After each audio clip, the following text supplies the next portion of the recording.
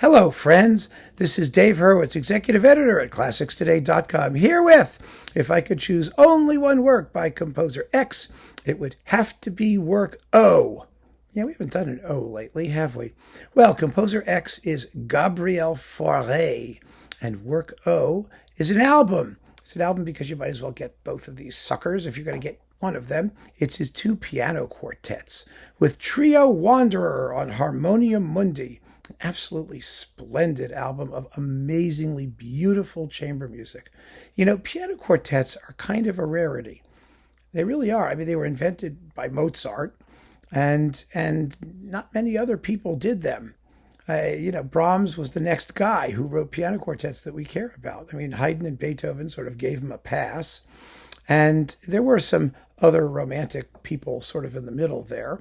I mean, Mendelssohn wrote a few that are just wonderful, but no one cares about early Mendelssohn, which is really a pity because they're very, very good pieces. They're delicious. But the Fauré piano quartets are two of the very greatest works in their medium.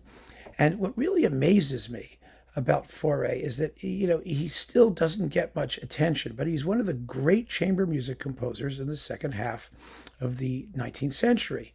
I mean, there weren't many. I mean, in the second half of the 19th century for chamber music, you had Dvorak and Brahms and Fauré and Saint-Saëns, who was also a very great chamber music composer.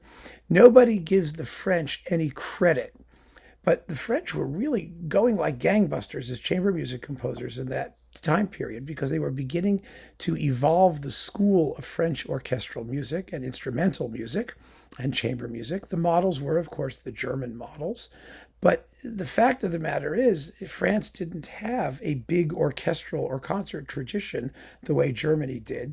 And so symphonists and orchestral composers only came later. I mean, really, when you think about it, the number of French symphonies you can count on the fingers of one hand. There was the Berlioz stuff, of course, but Berlioz was always an exception, and he was really not played in France. He was only popular in Germany.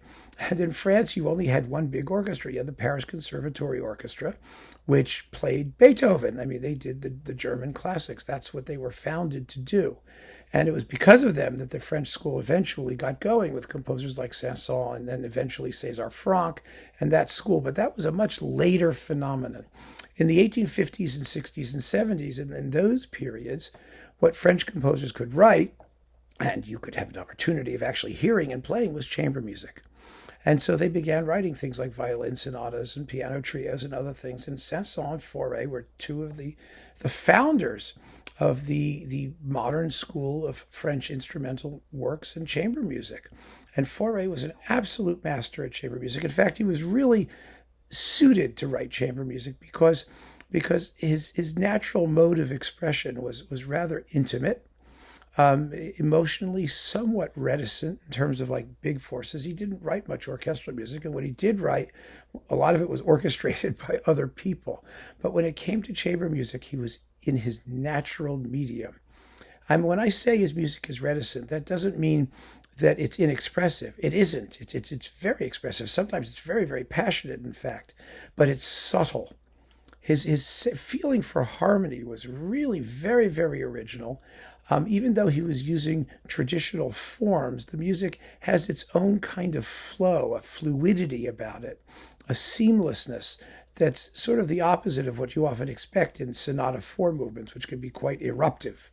His music doesn't usually erupt. It boils, but it gets there by different means. Let's just leave it at that. I don't want to have to get into technicalities, and I don't want to sound stupid in trying to describe it. You really have to hear it.